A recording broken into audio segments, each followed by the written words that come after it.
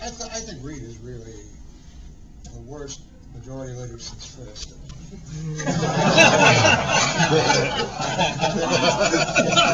They're both very poor majority leaders. And, Reid really worse.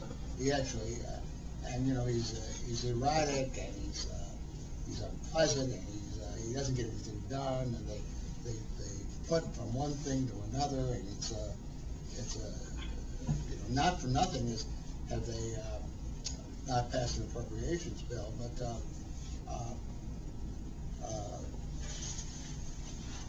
it is tough being a majority leader since the 60-vote rule came in, and I'd like to do some research one time to find exactly when that line was passed, that nothing serious could pass without 60 votes. Because I covered the Senate a long time ago when Lyndon Johnson was the Emperor of the Senate, and he passed on a lot of bills with 51 or 52 votes. He did not have a requirement for cloture on every vote. So it is tougher, but I think Reid's very poor. Nancy Pelosi is not very inspirational, but I mean they all march pretty well in lockstep, as I suspected. The new supposedly moderate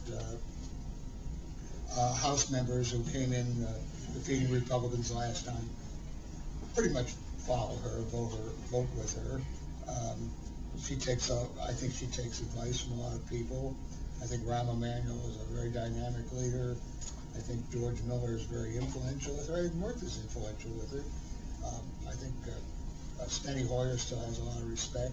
So I would say she's a pretty weak speaker, but she, if the final test is how the party marches in lockstep, she does pretty well. Who I admired, well, I really admired Ronald Reagan tremendously. That sounds like a cliche now, but when I was admiring him, it wasn't a cliche. And as I say in the book, he understood, and I came to understand, which I didn't understand either, that the presidency is not a management job; it's a leadership job, and he knew how to communicate and lead, and he had a limited agenda. He was trying to improve the economy, revitalize the economy, win the Cold War, and restore the morale of the American people. Big items, but he didn't care about whether Jimmy Baker and Ed Meese were at each other's throats, or Baker and Reagan were switching jobs, or although he really was not interested in all those details, and so he got a very bad press as being a detached president. Well, I like detached presidents. I think the attached presidents almost wrecked this country because they were burning the midnight oil. But I admired him. On the Hill, I liked and admired a lot of people. Out of a lot more Democrats, I like Pat Moynihan, Scoop Jackson. He had a very sorry ending, but he was a great legislator of Wilbur Mills when he was there. I thought one of the smartest, I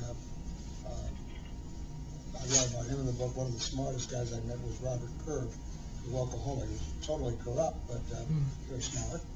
And those are all Democrats. On the Republican side, I guess my favorite was Mel Laird. I thought he was a brilliant tactician. I thought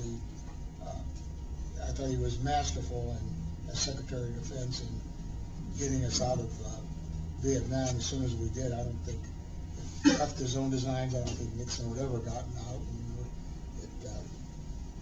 our troops would have been blown up with the rest of them at the end.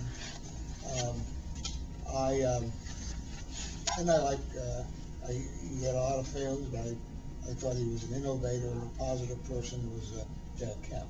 So those are some of the people I really like. I could probably think of a few more.